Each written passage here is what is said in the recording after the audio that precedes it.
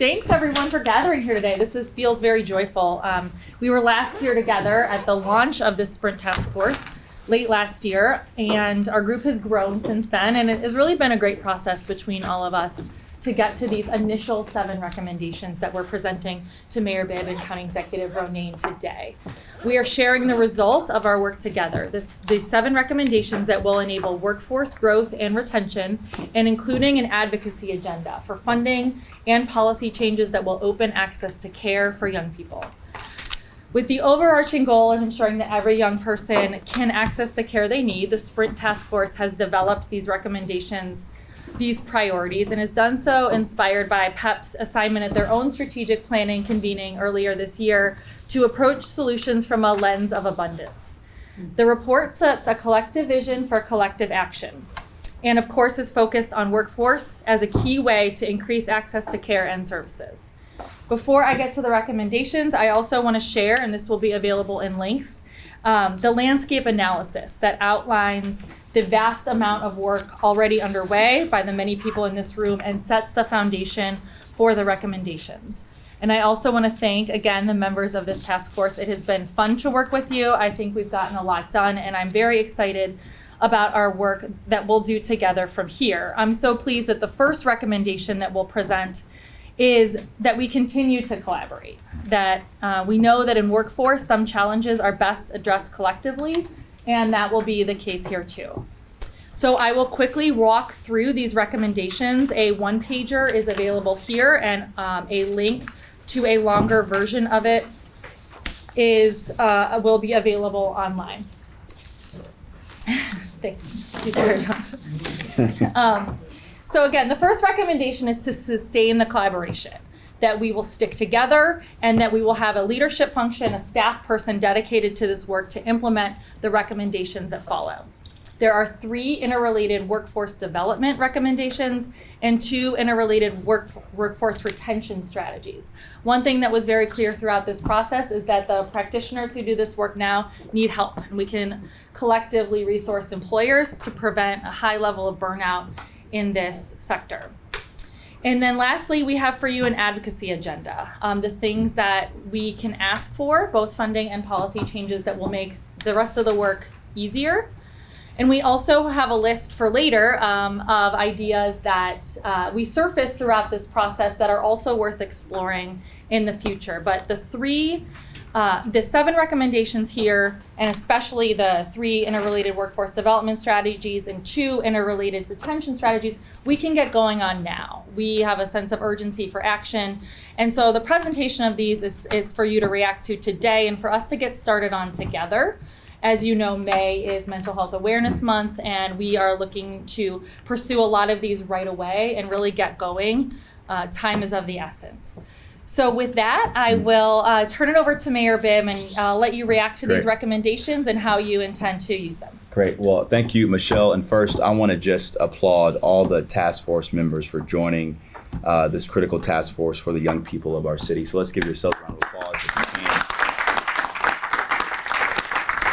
Anytime we do this work, I think it's important to ground it in the everyday lived experiences of the young people that the county executive and I are honored to serve as the leaders of Northeast Ohio.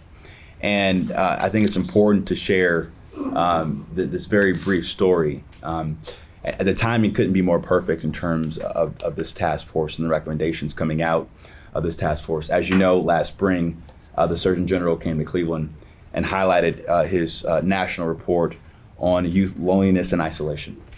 And this is not just a challenge here in Northeast Ohio, but this is a national crisis we have to deal with across the country. And I'll never forget being with young people in the Red Room when I asked this one question: if you could have a therapist, raise your hand. And every young person in the Red Room raised their hand. And the caveat was, not only did they want a therapist, but somebody for their household as well too. And so I think it's important to not only think about how we're addressing this for our young people, but the entire ecosystem at large. And as we look at tackling this problem, it's so important to make sure we have the workforce that's well-trained, empowered, and supported to do this important work. So I'm excited about these recommendations, excited about having the real practitioners around the table. It's always important to get feedback from the experts to ensure that this work is set up for success long term. I'm also excited that these investments will build on the investments we've already made in our own PIO office here at City Hall under Chief Sonia Pryor-Jones, as well as the investments we've made with the Greater Cleveland Career Consortium too. And before I kick it off to the county executive, even in just hearing Governor DeWine's State of the State speech yesterday, there's even state momentum and state alignment as well. And so having that perfect synergy between local government, county government, state government, and federal government is the right level of momentum we need to see this project through the finish line. So excited about next steps, but the real work begins now. And with that being said, I'll kick it off to our county executive. Thank you, Mayor Bibb. And I want to thank you personally for all the hard work you do in this community every day. I get to speak with the mayor just about every day, and he's on something all the time, every hour, as his staff knows. So on behalf of all of us and one of your constituents in this great city, thanks for what you do. And to Michelle Rose, you and the team at our workforce board, appreciate very much the way you methodically have addressed what we're here to talk about today. I think we were here back in August of 23 when we kicked off Sprint, and it's exciting to see our partnership around this table actually grow. I said this at the kickoff, it's humbling to work with such an incredible group of well-meaning specialists who know what they're doing and create that frontline network that we need to get things done. We will only get things done for our constituents if we work together. So thank you, everybody that's around the table today. I think it goes without saying, but first from a personal perspective, I'm a believer that mental health services mean healthcare. You know, that is axiomatic in our world at Cuyahoga County. Mental health services mean healthcare. Specialized care is what we continue to need. We need to keep it accessible, and we need to apply, hence the group around the table today, a team-based approach to how we address it. The team-based approach of specialists and people who can create opportunities for access, and particularly for our young people. So with that qualifier, I want to say that Cuyahoga County remains committed to providing the best resources and opportunities for our young people. The Sprint Task Force was convened due to the critical need for a strategy to advance mental health care for youth by improving accessibility and awareness around care, and the need to recruit and retain specialized providers. We know there are a lot of work yet undone in this space. In some ways, we need to support enhancements to current systems include, we're going to hear more about it, but connecting youth to career pathways, advocating for enhancements to the Medicaid system, and supporting our partners at NeoMed, among many others. The county, in partnership with the centers, good to see Eric and your team, is opening the Child Wellness Campus, again with the support of the City of Cleveland and the mayor's leadership, as a part of a comprehensive effort to address lack of suitable placements and treatment options for youth who need intense care for medical, mental health, behavioral health, and our trauma-related issues. I'm proud of that. It's our #1 capital ask to the state of Ohio. I'll say that on camera. We need your help, the state of Ohio as well, to open a door that is a new front door for children in trauma and have the appropriate specialists working with the centers and others on actually getting kids what they need where they're at. County's Office of Early Childhood continues working closely with our partners at the Adams Board and also in the Invest in Children program to serve our youngest residents age 0 to 5, mobilizing resources and research to ensure that we have the best systems in place as early as possible.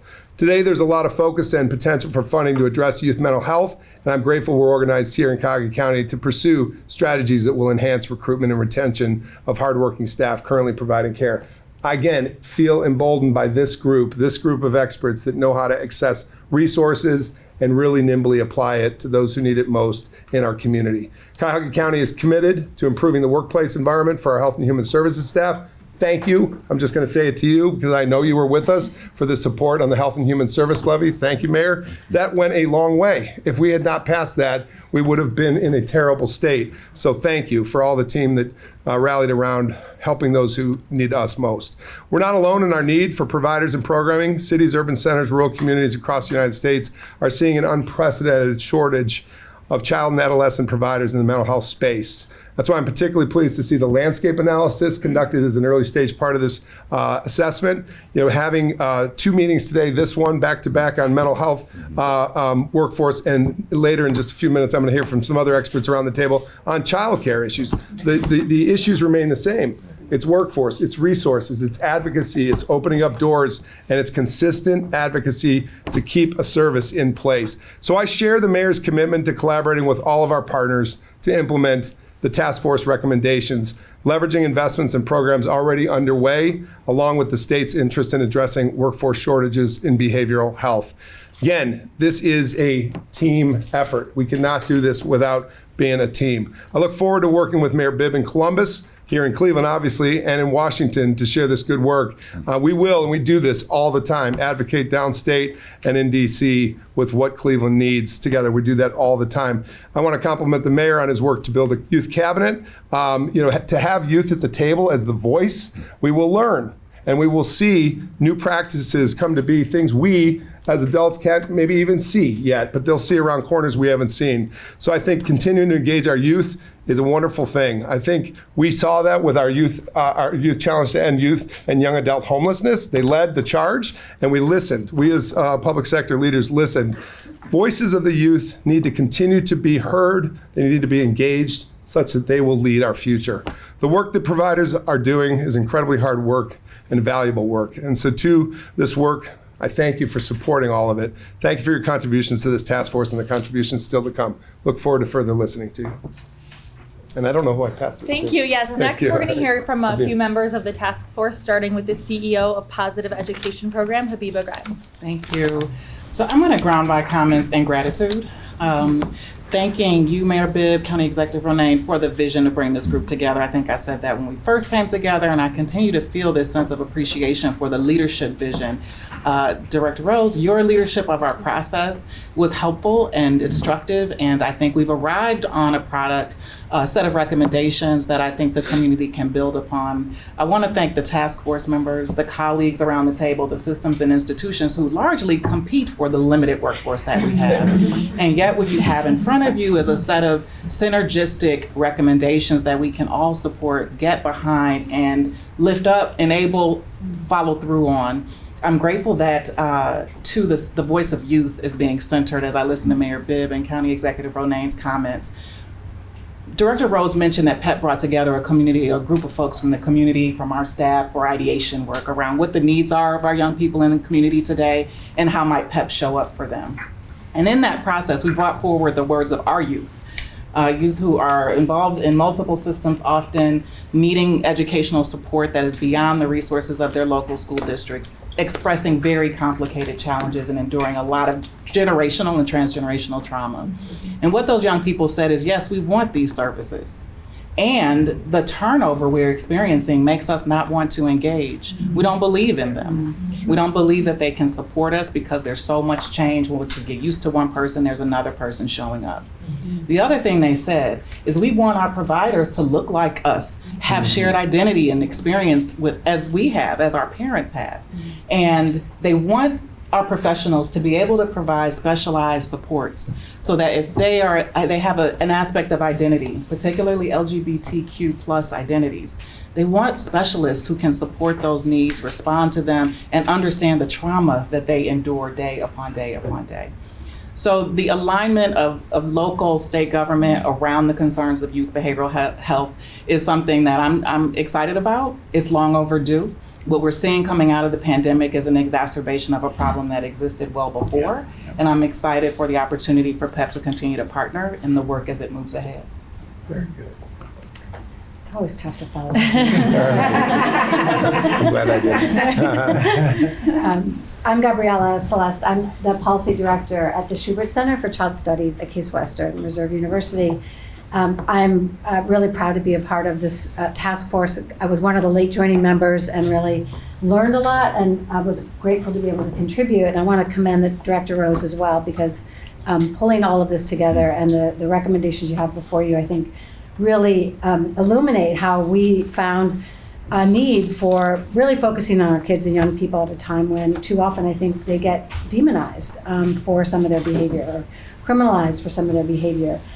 So I also really want to applaud the mayor and the county executive for you being here and supporting this.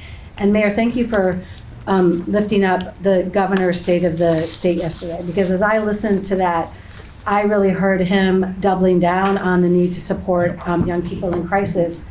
And so I wanted to just lift up a couple of things that I heard today that I think really align with this agenda. Specifically, he talked about the importance of school-based health clinics as a way of ensuring access to care. He also talked about the importance of Ohio Rise and Medicaid and really the acute needs that so many of our kids are facing and having the supports to do that.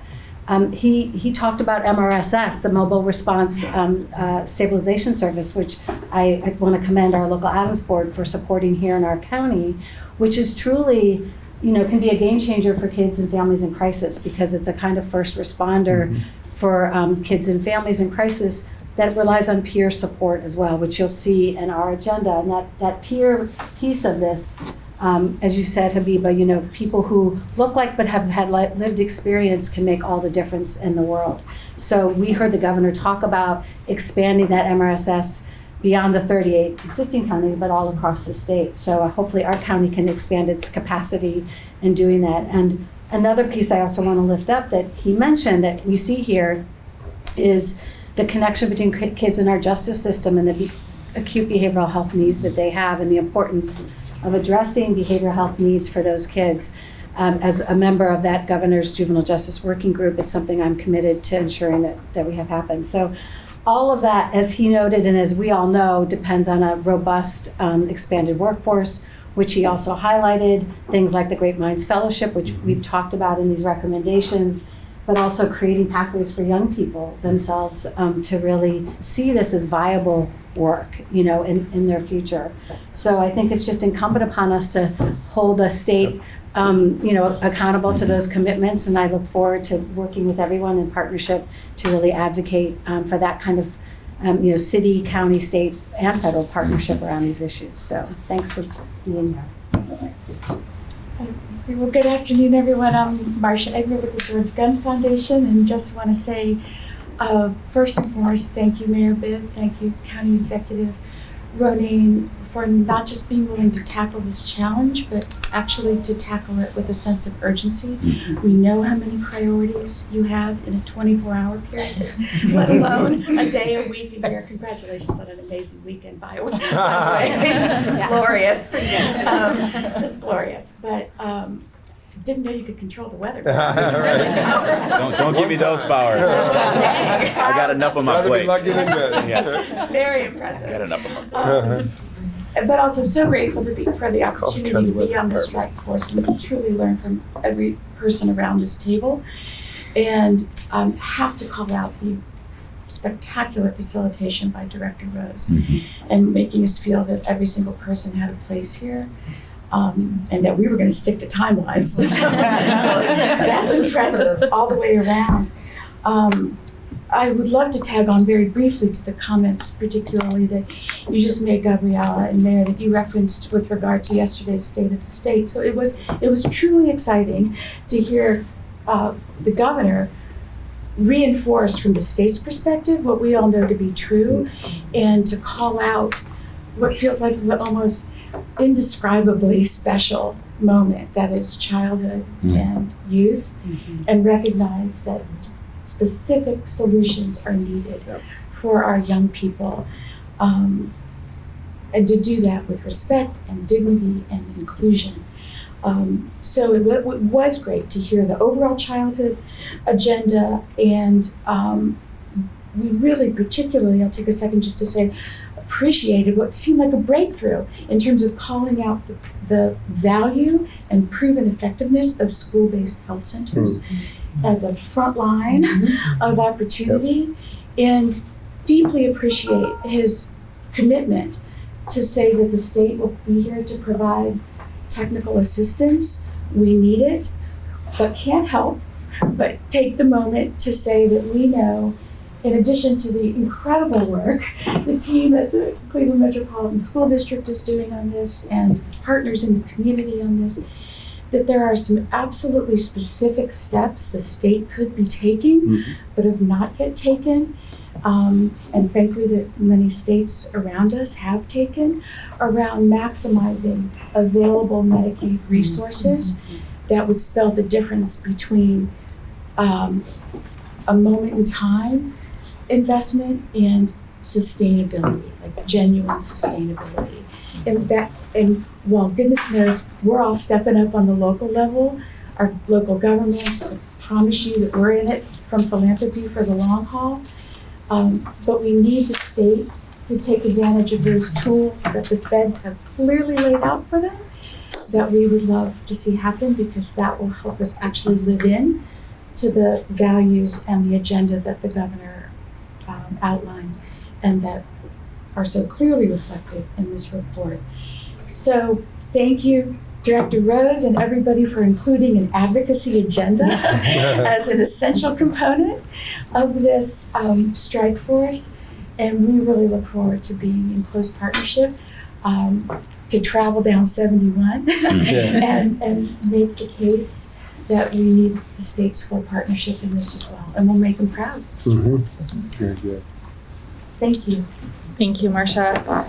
This concludes our formal presentation, although I'm always happy to talk more about the workforce and retention strategy details, but again, they are in the documents. We are now available to take any questions from the press or members of the group.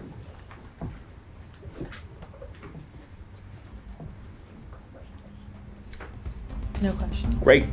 We like those once in a while. Thank you, everybody. Thanks, Thank you. everybody. Thanks, everybody.